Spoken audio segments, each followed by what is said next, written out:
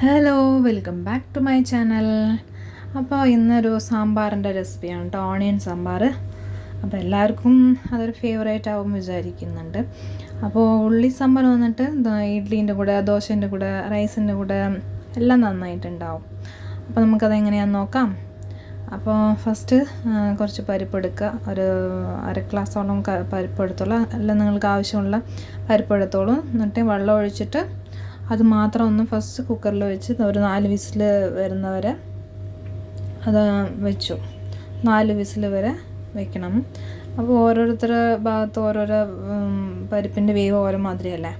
അപ്പം നന്നായിട്ട് വെന്തതിന് ശേഷം ഞാൻ അതിൽ കുറച്ച് കറിവേപ്പില, 2 വെളുത്തുള്ളി, പിന്നെ ചെറിയ ഉള്ളി ഞാനൊരു 1/4 കിലോ വരെ ഇട്ടിട്ടുണ്ട് കേട്ടോ.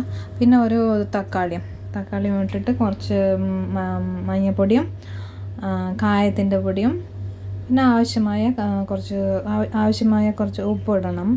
എത്രയാണ് ഉപ്പ് വേണ്ടതെന്ന് നോക്കിയിട്ട് ഇടണം. പിന്നെ കുറച്ച് വെള്ളം ഒഴിച്ച് എത്ര ആവശ്യത്തിനുള്ള വെള്ളം ഒഴിച്ചിട്ട് നന്നായി മിക്സ് ആക്കിയിട്ട് ഒരു വിസിൽ വെച്ചാൽ മതി. കാരണം അത് പരിപ്പ് ആദ്യമേ വെന്തതാണ്. അതുകൊണ്ട് നിങ്ങൾ കുറച്ച് വെള്ളം ഒഴിച്ചിട്ട് ഒരു വിസിൽ വെള്ളം വെച്ചാൽ മതി കേട്ടോ. അപ്പോൾ ഞാൻ അതിൽ സാമ്പാർ പൊടി ഇടുന്നുണ്ട്. നിങ്ങൾ സാമ്പാർ പൊടി യൂസ് ചെയ്യുന്നില്ലെങ്കിൽ മുളക് പൊടി മല്ലിപ്പൊടി വെച്ച് ചെയ്യുമല്ലോ. മല്ലിപ്പൊടി വേണമെങ്കിൽ മുളക് പൊടി മല്ലിപ്പൊടി വെച്ച് ചെയ്തോളും. ഞാൻ ഇപ്പോൾ സാമ്പാർ പൊടിയാണ് ഇട്ടുന്നത്. അപ്പോൾ എല്ലാം ഇട്ട് നന്നായി മിക്സ് ആക്കിയതിന് ശേഷം കുക്കറിൽ ഒരു വിസിൽ മൂടി വെച്ചിട്ട് ഒരു വിസിൽ വയ്ക്കുക. പിന്നെ അതൊരു വിസിൽ വരട്ടെ. അപ്പോഴേക്കും നമ്മൾക്ക് താളിപ്പിനുള്ളത് റെഡിയാക്കാം. താളിക്കാൻ വേണ്ടി കുറച്ച് എണ്ണ ഒഴിച്ചിട്ട് അതിൽ കടുക് ഇടണം.